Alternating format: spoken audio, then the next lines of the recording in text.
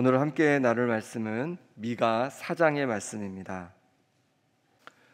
어제 살펴봤던 미가서 3장에서는 지도자들의 죄에 대해서 말씀하고 있습니다. 정치 지도자들 또 종교 지도자들이 죄 가운데 빠져 있는 것을 말씀하고 있는데요. 먼저 정치 지도자들의 뇌물을 위하여 재판하는 그런 정의롭지 못한 모습을 보여주고 있고, 또 제사장, 종교 지도자라 할 수 있는 제사장과 선지자가 삭스를 위하여 또 돈을 위하여서 교훈하고 그렇게 점을 치는 모습을 보여주고 있습니다. 그러면서도 그들은 뭐라고 말을 하냐면 하나님께서 우리 중에 계시다라고 얘기하고 재앙이 절대로 우리 가운데 임하지 않을 거다, 이렇게 얘기하는 겁니다. 그때 하나님은 시온과 예루살렘이 갈아엎은 밭이 되고 무더기가 될 것이다, 이렇게 말씀하십니다. 성전의 산이 수풀의 높은 곳이 될 거다 말씀하십니다. 그러니까 성전의 산 예루살렘은 많은 사람들이 사는 곳인데 수풀이 되는 그런 황무한 곳이 되겠다라고 말씀하시는 거죠. 정의롭지 않은 나라에 대해서 하나님께서 정의를 세우시고 심판하신다, 이렇게 말씀하시는 겁니다. 하나님은 우리가 죽어서 가는 천국에만 관심을 갖는 분이 아니십니다. 우리가 사는 세상, 하나님께서 만드신 이 세상이 또한 정의로운 세상이 되기를 원하십니다. 그리고 정의롭지 못한 나라마다 하나님은 심판하십니다. 정치 지도자들은 정의로워야 하고 종교 지도자들은 자신의 삭스를 위하여 교훈하는 것이 아니라 하나님 편에 서서 선포해야 합니다.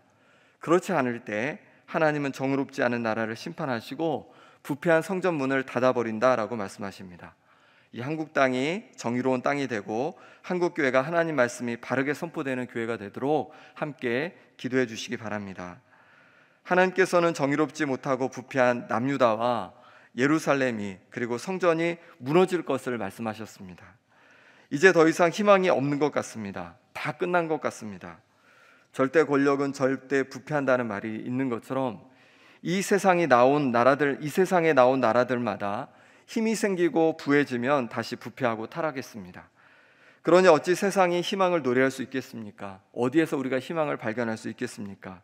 그런데 하나님은 우리가 읽은 4장에서 다시금 희망을 노래하고 있습니다.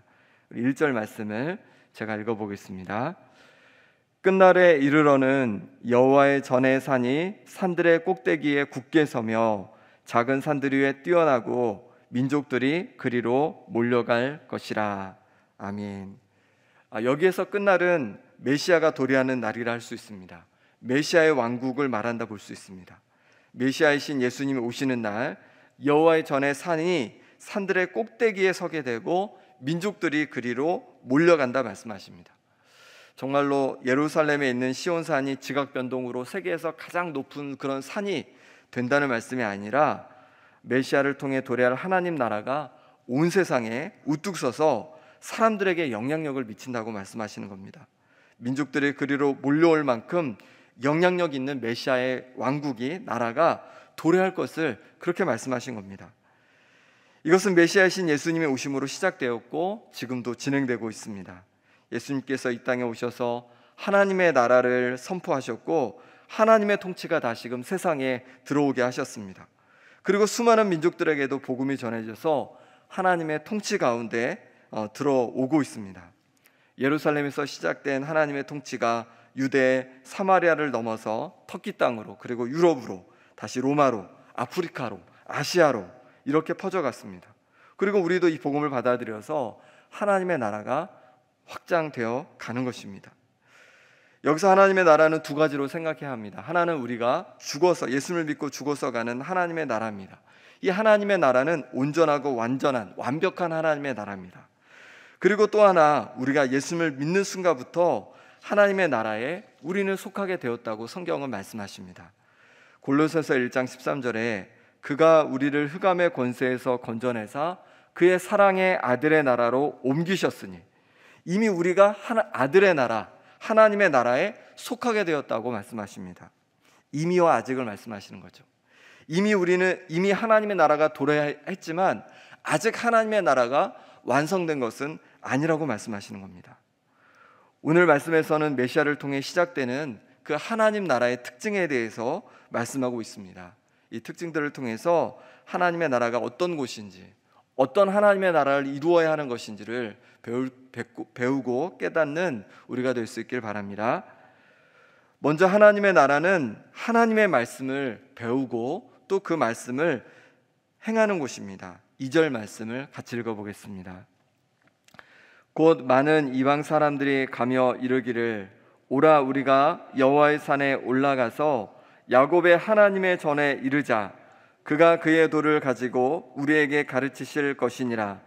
우리가 그의 길로 행하리라 하리니 이는 율법의 시온에서부터 나올 것이요 여호와의 말씀이 예루살렘에서부터 나올 것임이라. 아멘. 하나님의 나라는 하나님의 도가 가르쳐지고 율법이 하나님의 말씀이 나오는 곳입니다. 그리고 그 말씀의 길로 행하는 곳이 하나님의 나라라는 거예요. 우리가 예수를 믿고 죄를 용서받아 하나님의 자녀가 되었습니다. 하나님 나라에 속한 자가 되었습니다. 그럼 이제 다 내 마음대로 하면 되는가? 그렇지 않다는 거예요. 이제 하나님의 나라를 배워가야 한다는 겁니다. 왕 대신 하나님의 뜻을 배우고 그 말씀에 순종하면서 하나님 나라를 이루며 살아가야 한다는 거예요. 내가 살고 있는 곳에서 하나님의 나라를 경험하려면 어떻게 해야 합니까? 내 가정에서 하나님의 나라를 경험하고 내 직장에서 하나님의 나라를 경험하고 우리가 함께 이렇게 섬기는 교회에서 하나님의 나라를 경험하려면 어떻게 합니까? 바로 하나님 말씀 앞에 순종하면 되는 것입니다. 내 뜻이 아니라 하나님 말씀에 순종하며 살아갈 때 우리가 머무는 곳에서 우리는 하나님의 나라의 풍성함을 경험하게 될 줄 믿습니다. 하나님의 자녀가 되었으니 그것으로만 만족하는 것이 아니라 하나님 자녀답게 하나님 나라를 배우고 하나님 말씀 앞에 순종하기를 애씀으로 말미암아 하나님 나라의 풍성함을 맛보는 성도님들 되시기 바랍니다. 두 번째로 하나님의 나라는요, 다툼이 그치고 평화가 넘치는 나라입니다. 우리 3절 말씀을 같이 읽어보겠습니다. 그가 많은 민족들 사이의 일을 심판하시며 먼곳 강한 이방 사람을 판결하시리니 무리가 그 칼을 쳐서 보습을 만들고 창을 쳐서 낫을 만들 것이며 이 나라와 저 나라가 다시는 칼을 들고 서로 치지 아니하며 다시는 전쟁을 연습하지 아니하고. 아멘. 칼과 창은 전쟁을 하는 무기입니다. 그 무기를 보습과 낫으로 바꿔버린다라고 말씀하십니다.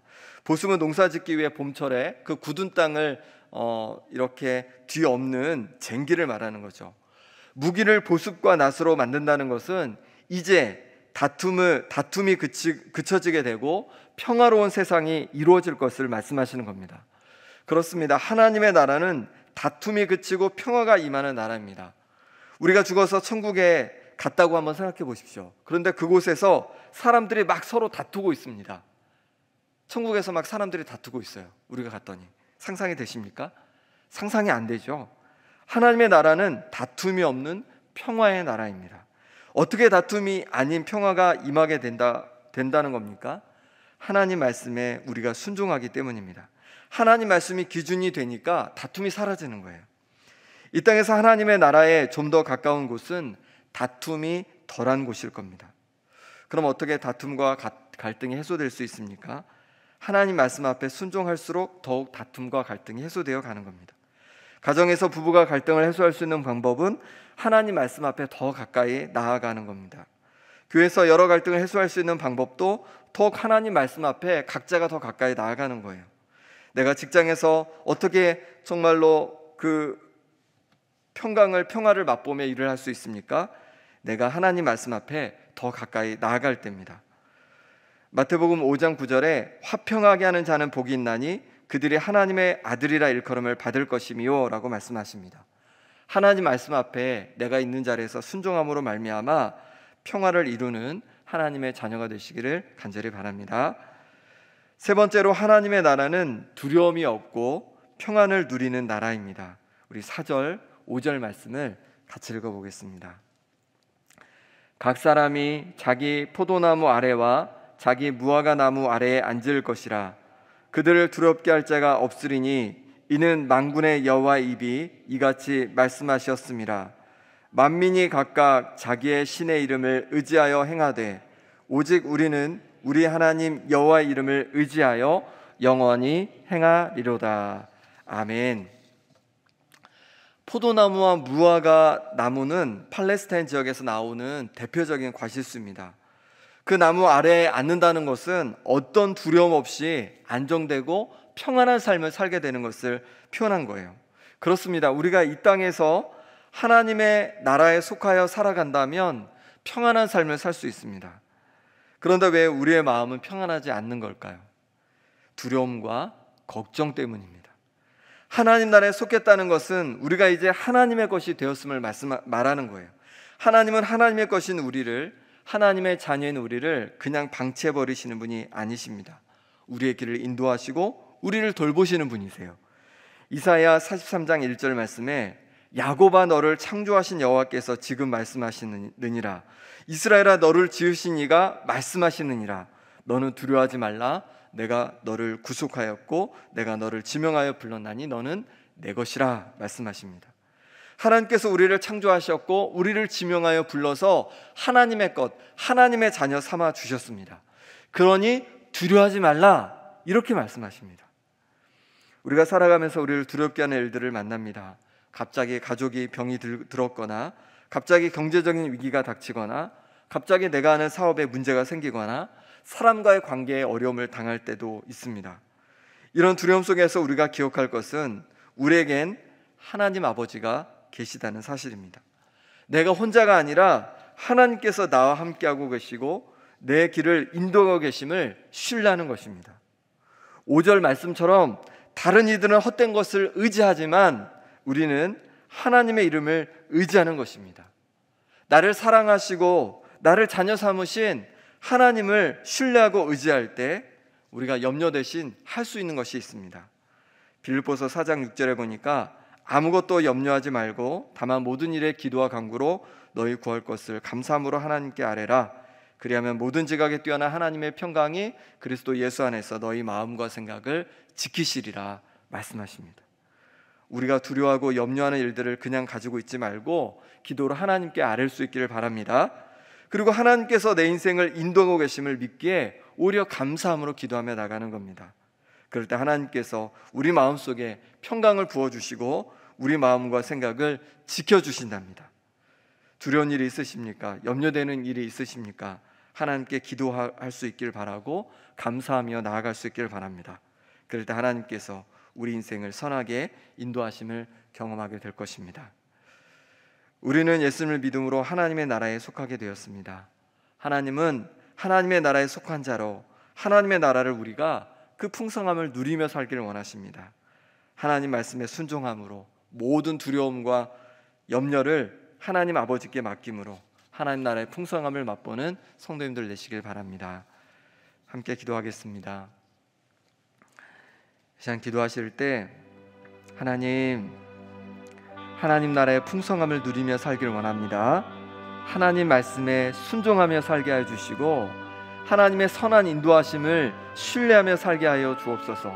그래서 우리 인생에서 하나님의 나라의 풍성함을 맛보게 하여 주옵소서. 하나님 아버지 평화의 사람 되어지길 원합니다. 하나님 내가 있는 자리에서 하나님 말씀에 순종함으로 말미암아 내 가정이 일터가 또한 주님의 몸된 교회가 하나님께서 부어주시는 평강을 맛보는 곳 될 수 있도록 하나님의 나라를 작은 하나님의 나라를 경험하는 곳 될 수 있도록 인도하여 주옵소서. 성경학교와 수련을 통해서 우리 자녀들이 하나님께 순종하며 하나님 신뢰하기를 배우게 하여 주옵소서. 그리고 내일은 주일입니다. 주일을 통해서 선포되는 목사님 말씀을 통해서 모든 예배를 통해서 성도들이 하나님을 만나고 한 주를 살아갈 힘을 얻는 시간 되도록 이 시간 우리 함께 기도하겠습니다. 하나님 아버지, 우리를 하나님의 자녀 삼아주시고 우리를 하나님께 속하였다, 하나님 나라에 속하였다 말씀하시니 감사합니다. 이제 하나님 말씀 앞에 순종하며 나아가기를 원합니다. 하나님 아버지, 하나님의 선한 인도하심을 신뢰하며 살기를 원합니다. 하나님 두려움과 염려와 걱정이 아니라 하나님께 기도하며 감사하며 나아갈 때마다 하나님 우리 인생 가운데 하나님께서 채워주시는 평안과 기쁨을 날마다 하나님 아버지 더욱 맛보게 도와주시고 그러므로 말미암아 하나님 나라의 풍성함이 우리의 삶의 자리 곳곳에 임하게 하여 주옵소서. 주님, 성경학교와 수련회가 진행 중에 있습니다. 우리 자녀들이 하나님의 나라를 누리길 원합니다.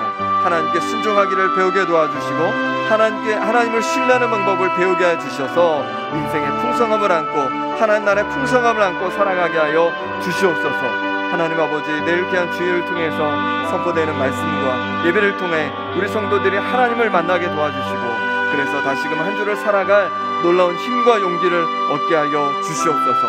하나님 도와주시옵소서. 우리 가운데 찾아와 주셔서 우리 가운데 능력으로 함께해 주시길 원합니다. 하나님 붙잡아 주옵소서. 하나님 아버지, 정말로 부족하고 연약한 우리지만 예수님을 우리에게 보내주셔서 우리의 모든 죄를 용서해 주시고 이제 우리가 하나님 나라에 속한 자라 말씀하시니 감사합니다. 하나님 나라에 속한 자로 하나님 나라의 풍성함을 맛보며 살길 원합니다. 하나님 말씀에 순종하게 도와주시고 하나님의 그 선한 인도하심을 신뢰하며 살아가게 하여 주옵소서. 그럴 때마다 하나님께서 우리 인생 가운데, 가정 가운데, 직장 가운데, 교회 가운데 놀라운 천국을 맛보게 하여 주옵소서. 성경학교와 수련회가 진행되는 가운데 있습니다. 우리 자녀들이 하나님께 순종하기를 배우고 하나님께 신뢰하기를 배움으로 말미암아 하나님 나라의 풍성함을 누리며 사는 그런 하나님의 자녀로 굳게 서게 하여 주옵소서. 내일 귀한 주일입니다. 주일 선포되는 말씀과 예배를 통해서 온 성도들이 하나님과의 만남 있게 도와주시고 또한 한 주를 살아갈 용기와 힘을 얻는 시간 될 수 있도록 역사하여 주옵소서. 예수 그리스도 이름으로 기도합니다. 아멘.